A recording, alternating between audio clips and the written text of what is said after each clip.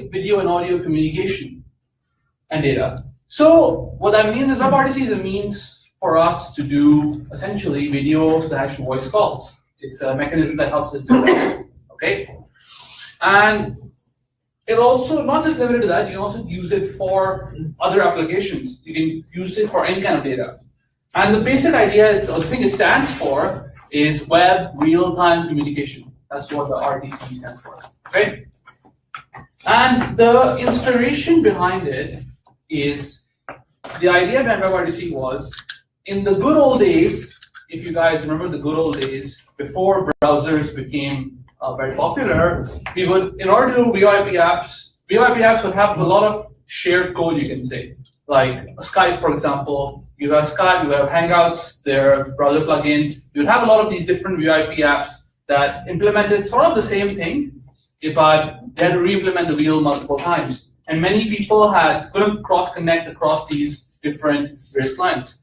So the idea of WebRTC was, hey, let's provide a common implementation that we provide in all browsers, that people who want to develop VoIP apps can develop them for browsers, okay? And we want it to be open source, which is a big thing, because none of the existing solutions are open source, and they want it to be cross-platform, yay! So we can use it across platforms, which is great, iOS, Android, web. And actually now, to this day, WebRTC has become quite popular. It's now the way to do VoIP applications. So if you've heard of WhatsApp, I think some of you would have heard of WhatsApp, or Messenger, even fewer people, I guess, that one. They use WebRTC under the hood. If you ever use their voice call feature or their group call feature, all of that is built using WebRTC. So actually, WebRTC they say it's quite simple. And like if you've seen this ad, there's a Visa PayWave ad, which is always say, oh, Visa PayWave is so simple. It's so simple, right? Just tap your card and do it. So like WebRTC is so simple, just use it and it'll just work, right? Actually, no, not really. The reason is WebRTC is actually quite a complex beast, and it does a lot of things for you. And in order to use it properly, let me just guide you through what WebRTC will do for you, how you handle it, and what's the problems that you might run into. So the things that you need to do when you deal with WebRTC, obviously, is you need to, first of all, access your audio video streaming data. The data you want to stream, you need to get access to that. Once you have access to that, WebRTC will basically get network information like IP addresses, ports, and you need to help WebRTC exchange this information with other WebRTC clients. And the big idea here is that this communication should be able to bypass NATs. We're going to cover NATs in a lot more detail later on, but that's like the big thing that WebRTC helps you defeat. And you need to coordinate all this communication to report errors, if something fails, if communication stops, etc. All this stuff that can happen in a call all needs to be handled. Okay? And obviously, there's also things like if you have certain clients that support certain codecs, but other clients don't, then how do you resolve that? Like if I'm using iOS but someone else is using Android, and iOS has a native plugin, native codec for encoding H264 video, but Android does not, then how do I encode my video? Things like this. Like all these things have to be resolved by WebRTC and by you as a VoIP developer. So this is like an example of that you need to do. And obviously path the data itself. So just in general, if you look at the WebRTC project and you go to the documentation, you'll see there's like 3 kinds of APIs that they have available. Like 3 different classes of APIs. Because WebRTC itself is a library. It's not like a product. You have to use the library in order to build a product. And the 3 classes of APIs that they have, the first API is APIs to access the media streaming, basically to give access to the video audio streams from a user's device. In the web platform, it's just like there's an API called get user local media or something.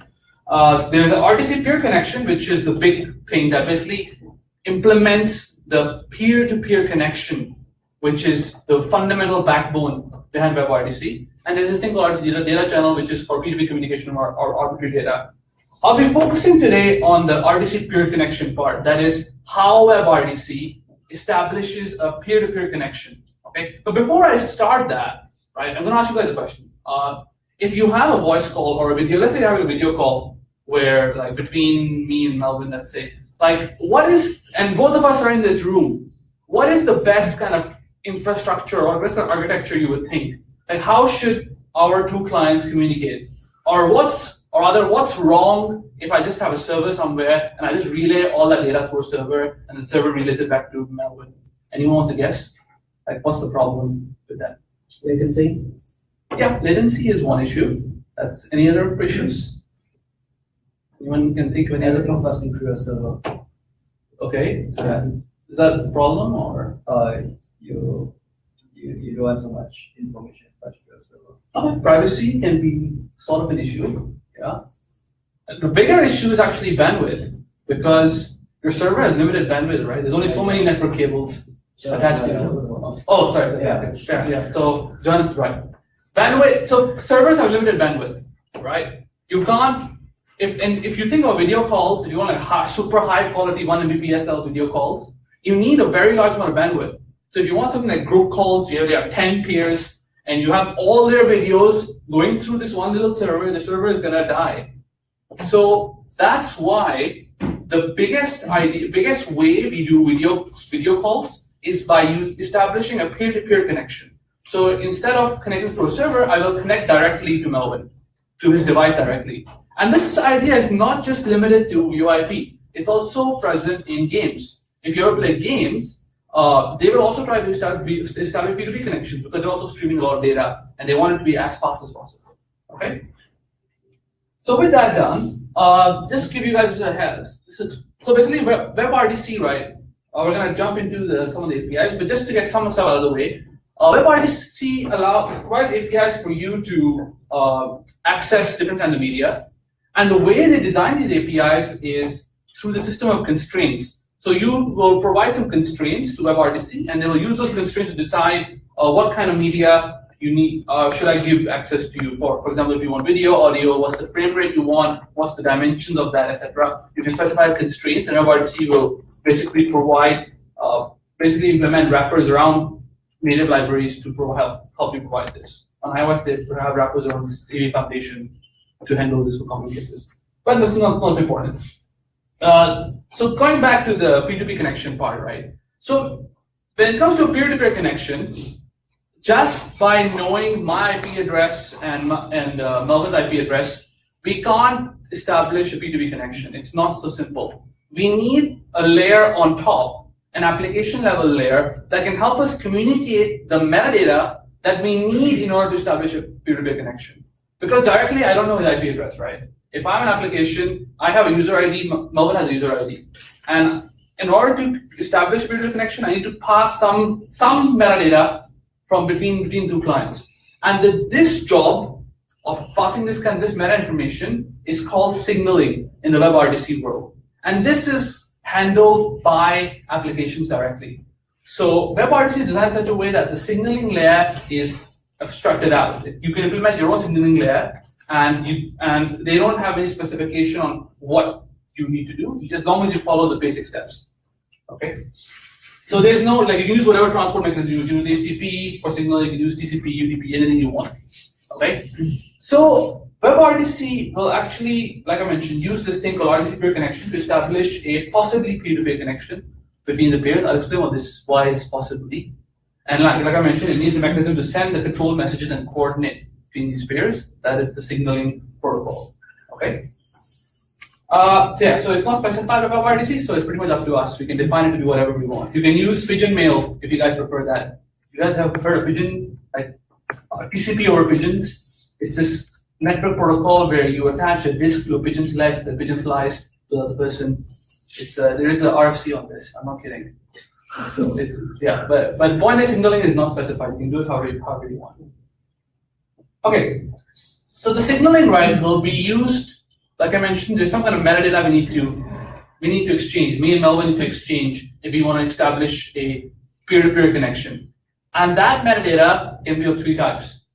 Okay, first type is stuff to start and stop our communication. Hey, Melvin, I want to start a conversation with you, or I want to stop talking to you because I'm done. Okay. Then there's also some other stuff like the network configuration. What is my IP address? What is his IP address? Okay. And then there's obviously things like, hey, I support this video codec, this audio codec. I'm using this device. Can you handle this, or is your device too low? Are you using a very bad version of Android? I'm an iOS developer, by the way, so I'll based on Android a lot. So don't mind that. Okay. So here we have a classical example of something that happened recently. I don't know if you guys are familiar with this. So I'm not sure if you guys are familiar, but Trump fired this guy, Rex Tillerson, recently. He was the defense, sorry, not defense. He's their Secretary of State. Yeah, he got fired recently. But the point is that Trump wants to call this person, okay, and he wants to fire him over the phone call. That's the problem. That's the use case we're going to look at today, okay? And the problem now is that Trump is behind a NAT. Anyone knows what's a NAT? Or anyone who does not know what is a NAT? Okay, I'll explain. Okay, so a NAT stands for Network Address Translation. A NAT is sort of like something in between the internet and your device. So basically what happens is there are not enough IPv4 addresses in the world for every device, okay? Because when they designed IPv4 addresses, they didn't think it through. They didn't have enough. At that time, the maximum number of devices, I can't remember how much was the maximum number, 2 power 32, I think. But it's not enough for the number of devices we have. So what a lot of ISPs do is, they will have this router in the middle called a NAT. And the NAT will assign to you a sort of fake IP address. It's not a real IP address in the sense that it only exists in the local area network of that router, okay? But to the outside world, your IP address is something else. So this is called NAT. NAT is the reason why we can't directly communicate. Because if I just have Melvin's IP address, I cannot directly connect to him because he might be behind a NAT. So in this case, Trump is behind a NAT. He's in the White House, and this is in the Capitol Hill, let's say, okay? And they both are using their respective routers in their respective areas. So Trump's IP address, or his local IP address, is this IP address, okay? This is the address that his network card says it is. And the NAT IP address is this, and this is his actual IP address in the local network, and this is the NAT's IP address, okay?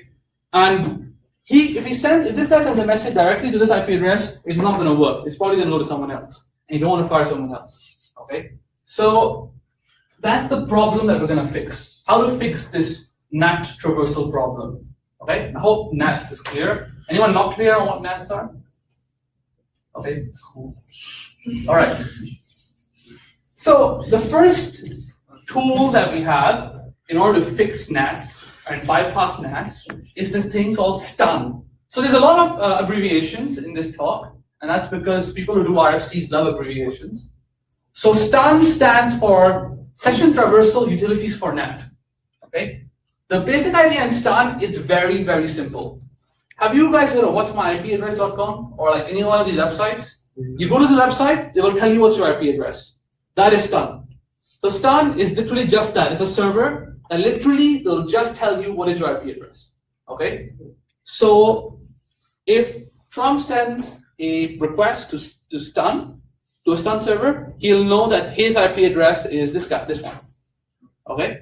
Similarly, if this guy sends the request to stun, he knows this is his IP address. So this is how I can know what is my public address.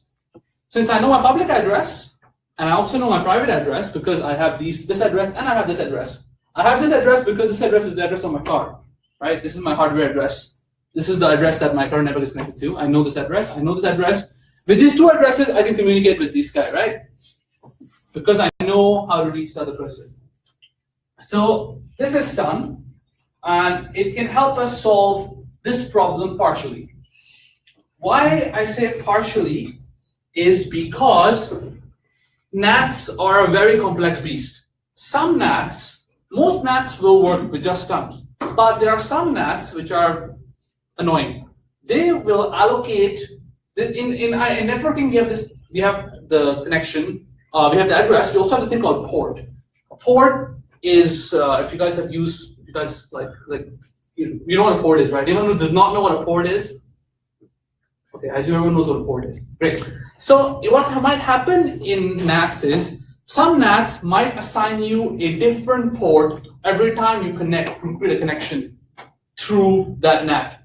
So if I connected to the stun server, my port might be 1001. But if I connect to if Trump connects to the Rex directly, the port might be 1002, and that means I can't establish a connection.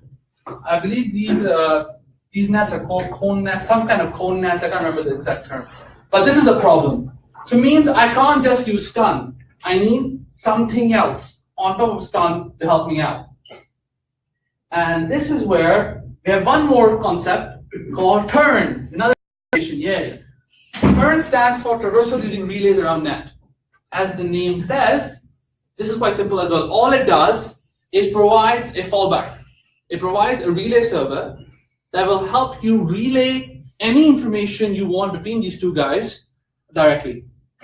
Okay, so it's sort of like we're actually cheating because we said we want a P2P connection, but actually it's no longer a P2P connection. But this is just a means for us to fall back in case we have NATs that we just can't go through. Okay, this thing is called turn. It's our fallback. And actually that's it. That's all WebRTC does for you. It combines these two concepts called stun and turn and helps establish a connection. This connection may be peer-to-peer or may not be if it's over a turn server. Okay?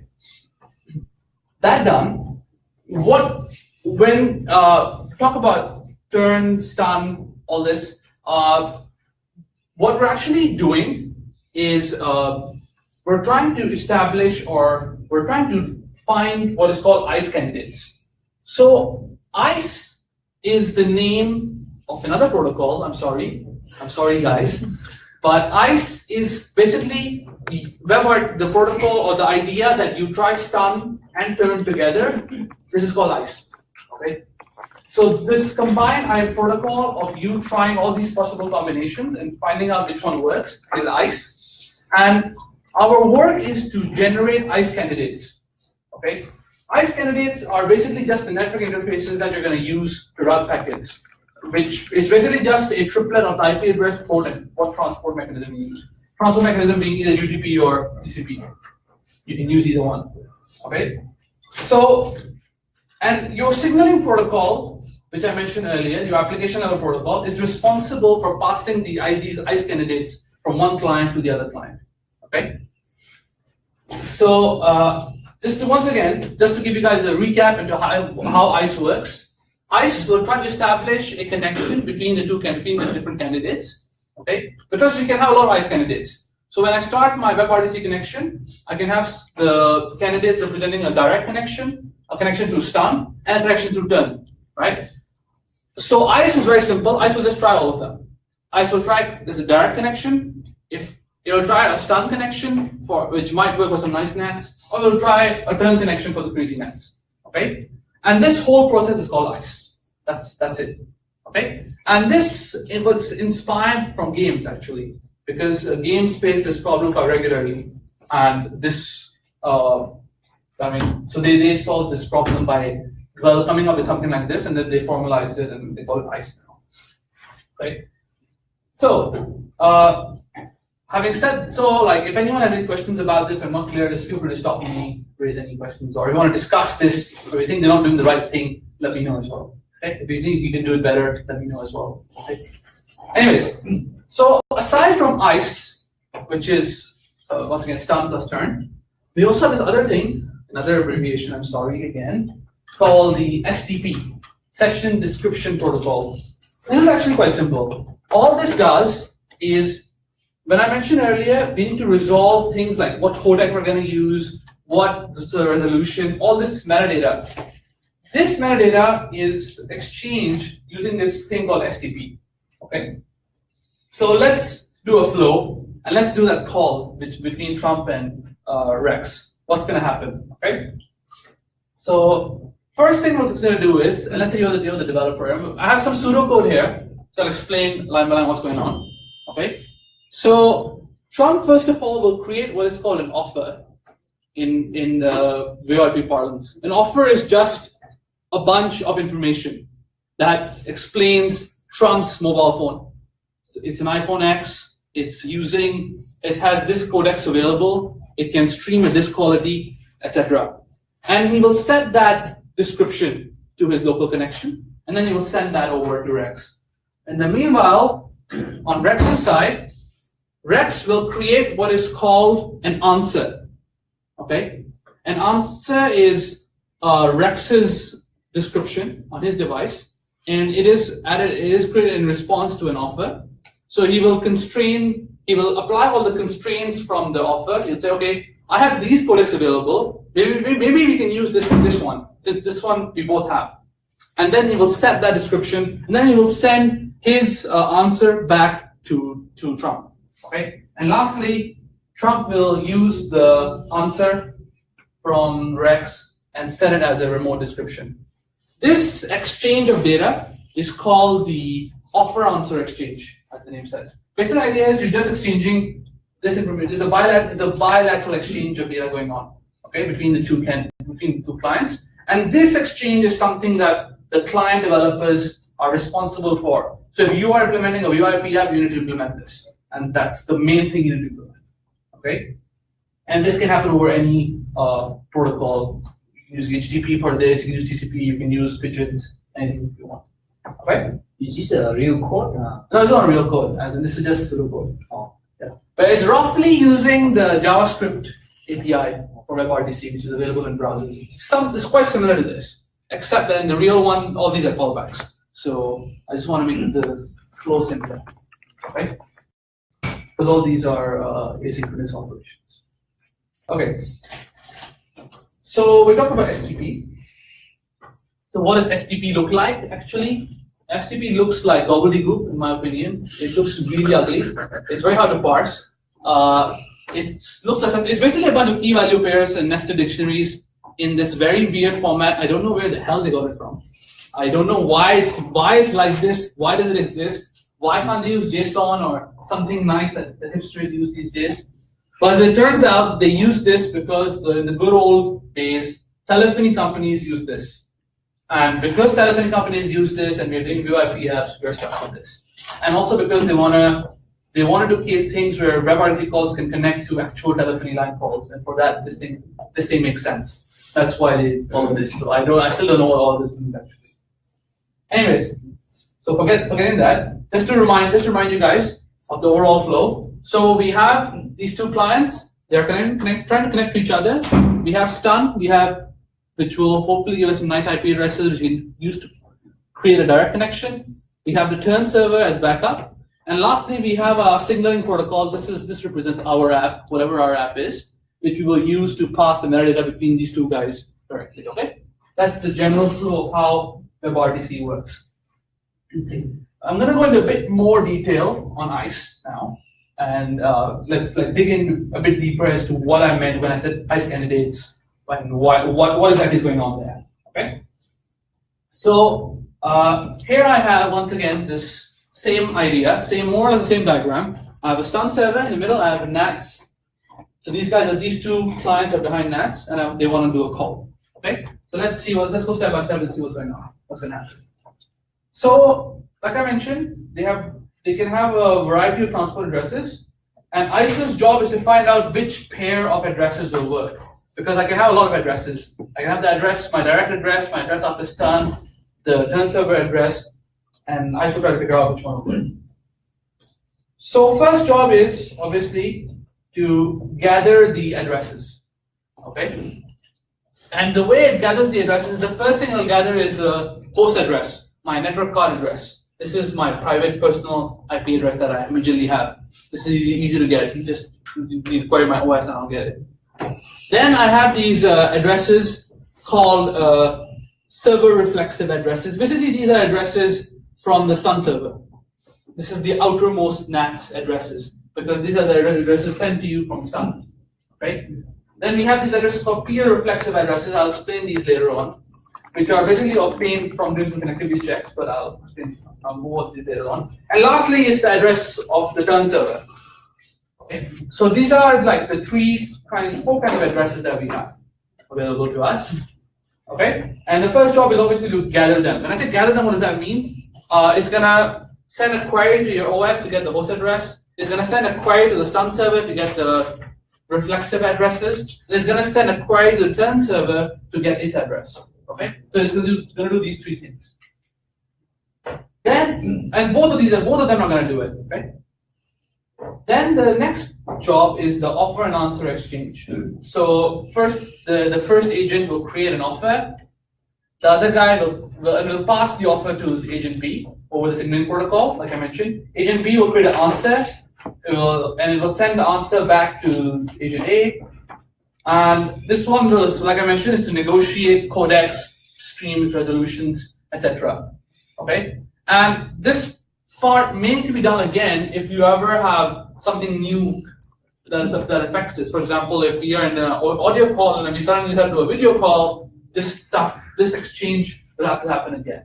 Okay, and like I mentioned, the signaling protocol, as that is responsible for this exchange. Okay, so after that thing is done, after the offer answer stuff is done, what will happen next is we will try to do what is called a stun check. Basically, we will try, the way this happens is, remember I mentioned we were gathering addresses earlier? The addresses gathered are called ICE candidates, and they basically will be sent over to each other. So both candidates will send over the ICE candidates to each other, and then ICE will start its connectivity checks. So we'll rank the addresses based on some priorities. So like the host address is higher priority because that one, if it works, that will most probably be the fastest, followed by reflexive, followed by relay. And it will actually, literally, it will send pings across these addresses.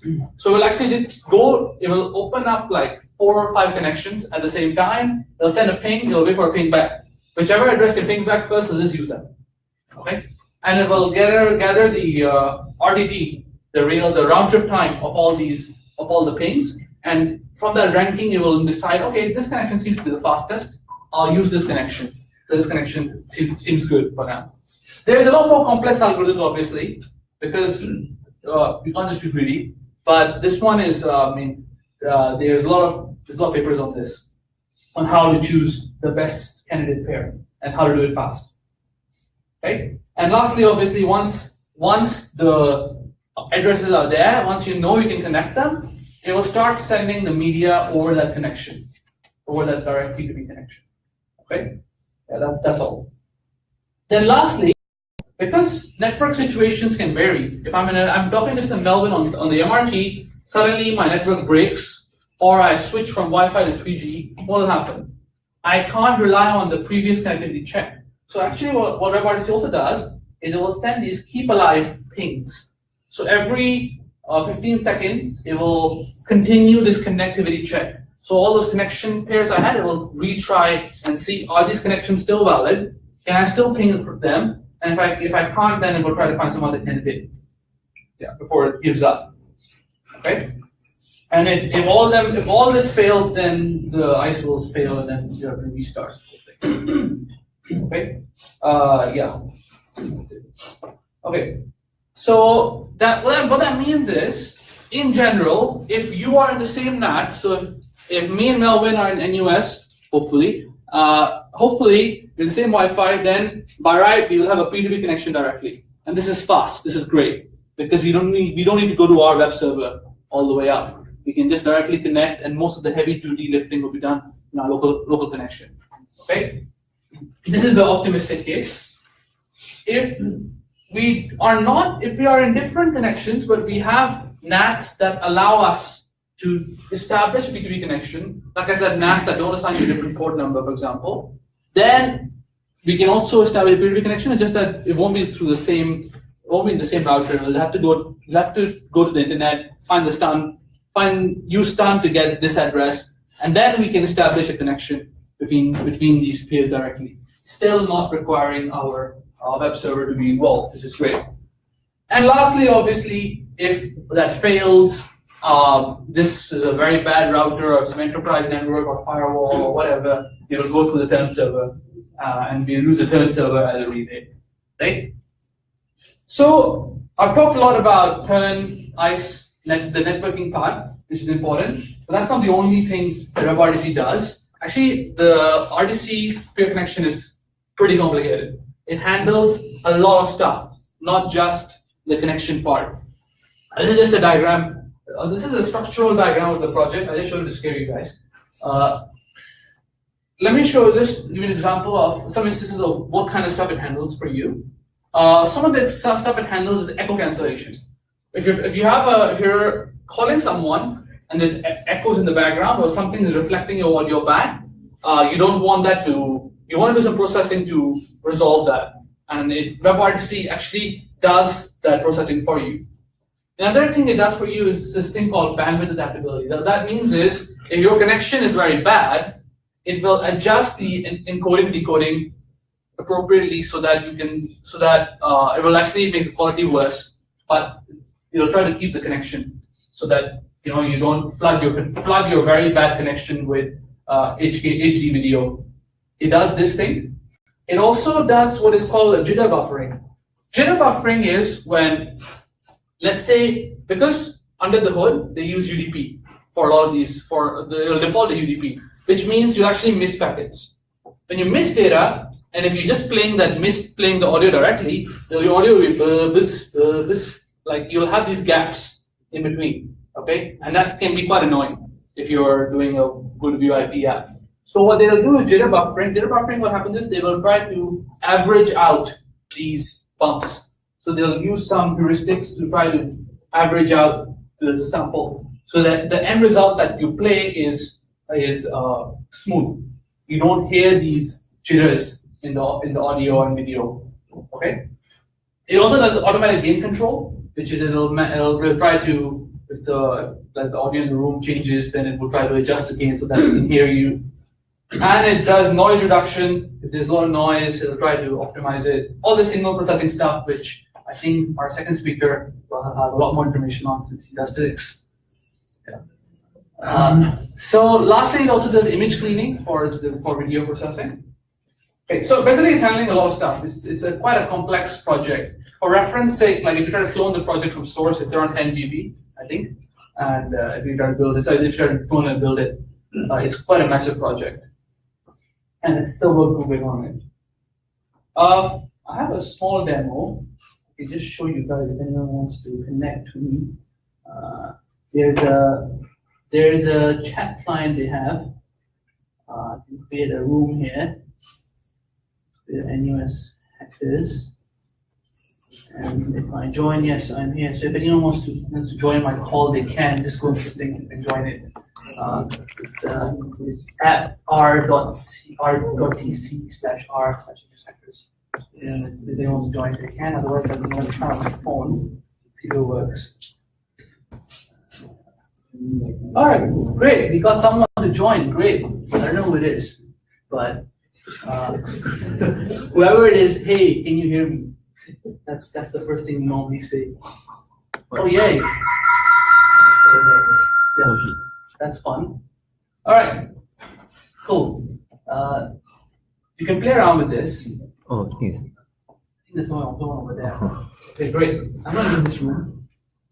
It's like. Anyways, so WebRTC provides a lot of sample code. Okay, there is a lot of sample code for on their website. You can try out a lot of demos. It's quite easy to get this working in your browser, but because they provide iOS and Android bindings, you can actually also use it in phones, and that's actually what I've been working on a lot. I've been doing it in iOS, so it works. I can verify that. It works quite well, actually. Okay, so far, everything we've talked about, all the connection stuff has only been for one-to-one calls, right? So, what to do when we have groups? So, groups complicates things by a lot, okay? So one way to deal with groups with the conference call is you have everyone have a connection with everyone else, what is called a mesh topology, right? So this is something actually we do in production for small groups. So if you want to do a small conference call, actually this is fine. This works well. You'll have each peer over here will have 3 other connections that are streaming audio and video. And actually this works quite well for like 3 to 4 connections. It'll actually work quite well. But you can imagine this is not very scalable. Did anyone explain why it's not scalable? Any ideas? What will happen if I have 100 people in this? Yeah, it'll be n square, yes. And what's the, so like it'll be n square connections, and each connection has a cost because each connection takes bandwidth, right? Because I'm passing all my media through that. So n square connections, you can imagine I'll need a lot of bandwidth, and I don't have that bandwidth available on most devices, right? So that's one reason. Another big problem, especially on mobile, is the audio video decoding, which is also expensive. It's not cheap to decode video, audio, especially if it's coming from so many sources. 3 to 4 is still okay. If I have 100 streams coming on my little phone and they're all being decoded and encoded, it's gonna go crazy. My phone's gonna burn and we're gonna have an explosion. So yeah, so that's why this thing is not scalable. So for bigger calls, like a medium group calls, there's some more topology. Like you can have a star kind of network where you assign one more powerful peer to do to aggregate the media and send it to everyone else. But this is also not that scalable. The proper way of doing it is what is called an MCU, which is a multi-point control unit. This guy will basically, in this topology, each of you only has one connection to the MCU, and the MCU will aggregate all the streams together for you. And it also handles the encoding decoding part. But this thing requires some specialized hardware, actually, which Cisco sells. Cisco is very happy to use this.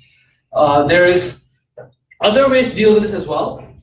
Ideas like SFU, where we have a server, but the server only does the network connection. It doesn't do the encoding decoding. But I mean, we can discuss that later on. But just to give you guys an idea, this like large group calls are complex, and companies or products that implement them, like they take a lot of work. So like, kudos to them. Okay. Okay. Lastly, everyone's favorite topic: security. Security is very important for everyone, I believe. So the nice thing about security is you don't need to worry about it because all the media or WebRTC is encrypted by default. They will use what is called secure RDP for the video audio data. So you don't need to worry about it. Just need to handle the signaling protocol security, which is handled by yourself. Okay. If you guys want more reading, there's a lot of articles out there. If you really, the problem with WebRTC is the documentation is not very good actually. Beyond the intro level tutorials, documentation kind of sucks. So if you want to go beyond the documentation, the only way to do it is to read the spec. There are RFCs out there, and RFCs are quite well documented. I think too well documented. They put you to sleep. If you ever feel sleepy, read enough. If you want to sleep, but you can't sleep at night, you read an RFC and put you to sleep within a couple of minutes. I promise you. I've done it before. Okay? Yeah. And there's this book which is quite bad. It's not as good as RFC. Okay, so the RFC is your guide. The problem is some of them don't follow the RFC. Then it's GG. Okay. Yeah. So any questions? So let's say the stun server and what it comes. The stun server. Who maintain that server? You. As in, there are some public stun servers, but I would recommend not relying on them. So you will have to deploy your own if you want to do a video call app. But the nice thing is that there are open source implementations for them. So you just need to allocate a server and run the program on it. That's it. It'll continue running. They don't ever need to touch it again. Yeah, there's some very good implementations. One that we use in production is called Coturn. It's quite good. It works quite well. We've been using it quite a lot these days. Are there good turnkey stun and turn servers as a service? Good one. Stun and servers as a service. I'm not sure actually. I didn't find any good ones. There are some, but they look very dodgy. Like the websites were nice kind of websites. I use that as a gauge, maybe not a good gauge, but they had very bad price, very expensive pricing options and stuff. Like there are enterprise options that do offer a more complete solution, but they obviously need to pay for those. And they will use some proprietary stuff that wraps around the WebRTC. So you can actually, it's much easier to just implement it yourself, or just deploy it yourself. How about MCU? MCU, you have to ask Cisco to buy one. It's expensive, and as in I saw a couple of open source implementations. We haven't tried them yet, so I'm not sure how good they are. But so MCU is a device or it's a server. A server. The problem with MCU is, in order to get good performance, you need hardware level encoding and decoding. Because if you use CPU to encode decode, it's GG. Your MCU won't be able to handle much. Because encoding decoding that many connections is quite expensive, especially if you're doing video. For audio, it's still okay.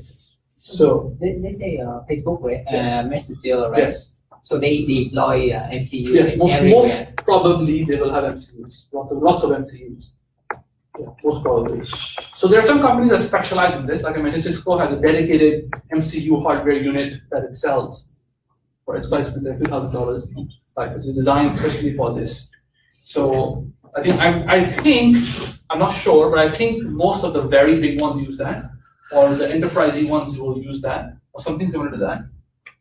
This is something in my company that we're exploring right now, how to do this without buying this shit. So we are looking at open source implementations and trying to see if we get them working, but we haven't got it done yet. Any other questions?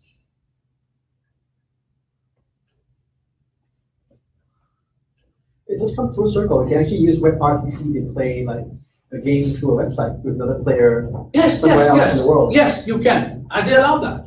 So they have this thing, like I mentioned, they have peer connection. They also have another API called Data Channel, which is designed exactly for this.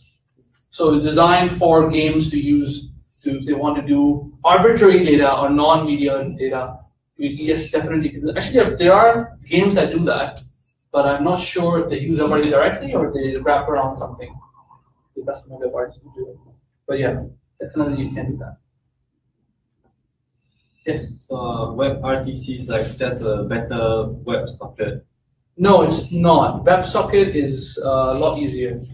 Because in a WebSocket, what happens is you have a TCP connection with your server, right? So you have a direct TCP connection between your client and your server. In WebRTC, you have a direct connection between the two clients. There is no server involved. Two browsers. Yeah, so between two browsers, it can be any client, iOS, Android as well. Okay. Yeah, yeah, but there's no server involved. So WebSocket is great for small application data, but it's not good. It won't work for video data or audio data because it's just too much data. Your WebSocket server will die because if you have like 100 people doing call at the same time, the server won't be able to keep up. So that's why we can't use WebSocket directly. You can use WebSocket for the signaling protocol, but you can't use it. It's not recommended to use it for audio-video communication. Yeah, any other questions?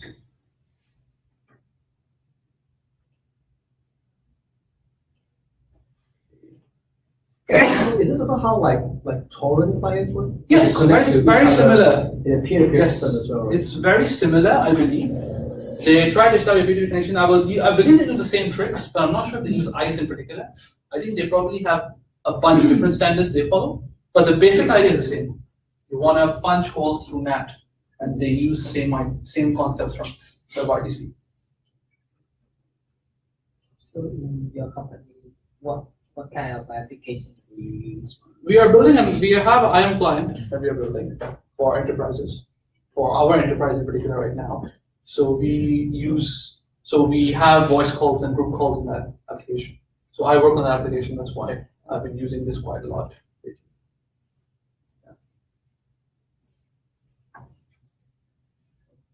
That happened internal, otherwise I would be probably broadcasting it right now.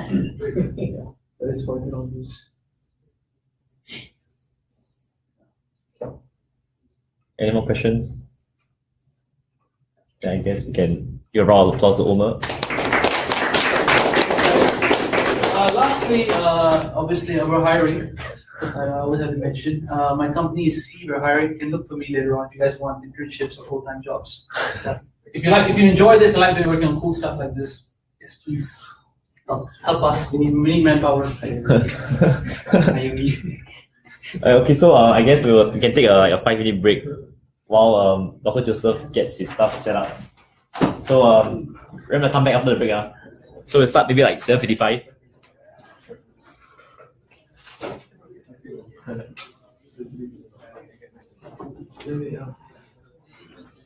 Using this video. Yeah. Okay, so I can't see here, right? You can see it here. Yeah. You see it here.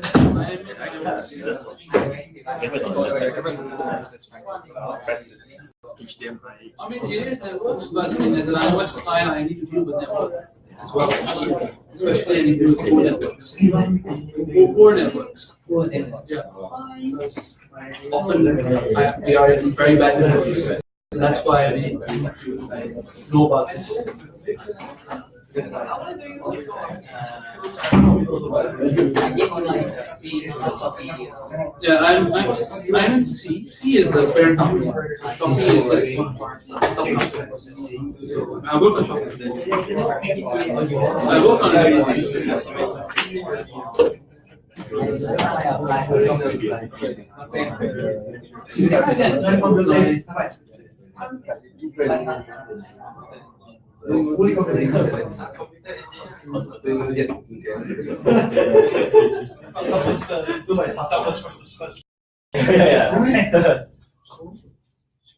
It's small. It's not hard. It's everything of both. WebRTC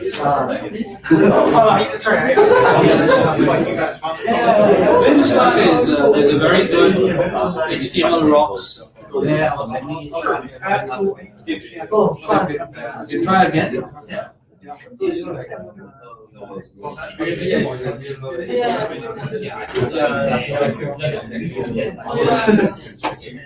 Sorry, I know you asked.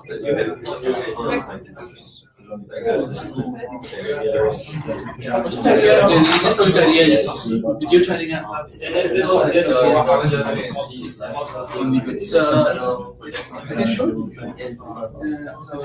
It's